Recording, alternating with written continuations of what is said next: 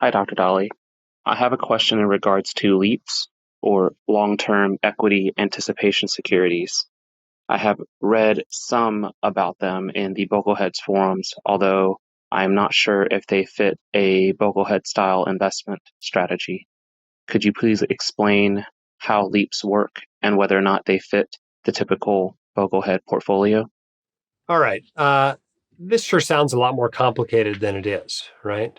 Long-term equity anticipation securities, or LEAPS.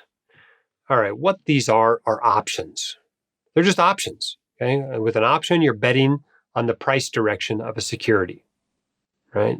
You can have a call, you can have a put, you can buy them, you can sell them, right? You're betting on the direction. You can make a lot of money because you can control a lot of price change with very little money down. The downside, of course, is it's really easy to lose your entire investment. My first investment, actually, that one of my dad's friends talked us both into when I was a kid, was an option, and I lost my entire investment. Yeah, the whole thing was wiped out. I think it was $500, which to a kid at my age, that was a ton of money. It might have been all my money. At any rate, I'm not a huge fan of options, not just because of that experience, but because it's betting. It's not investing. You're not buying the shares of a company that has profits, that you expect to continue to employ people and use their energy and their ideas to build products and services and help other people and build this enterprise that becomes more and more valuable each year and has real earnings and real profits. All you're doing is betting. With options, you're betting, right? You're betting the price will go up or you're betting the price will go down.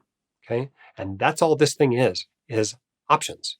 Why is it called LEAPS? Why is it called long-term equity anticipation securities? It's called that because the duration of these things, maybe not durations, maybe not the right term to use, but the length of these options contracts is between 1 and 3 years. Whereas most options contracts are a matter of a few weeks, couple of months, that sort of thing.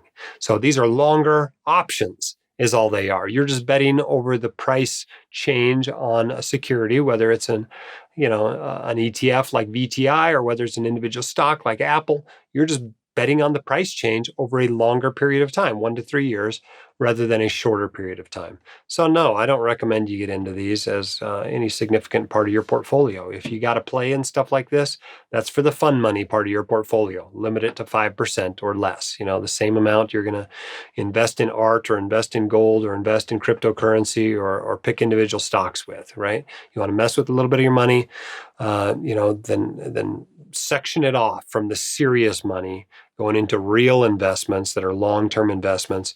And if you run out, if you lose it all, don't refill it, right? You blew it. You showed that you really have no role messing with that sort of stuff.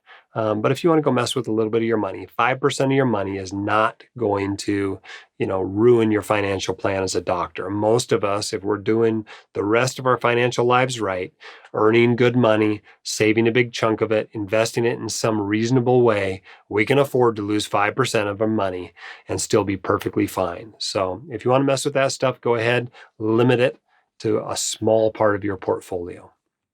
If you want your questions answered by the White Coat Investor, record your question at whitecoatinvestor.com/YQA or click the link in the description.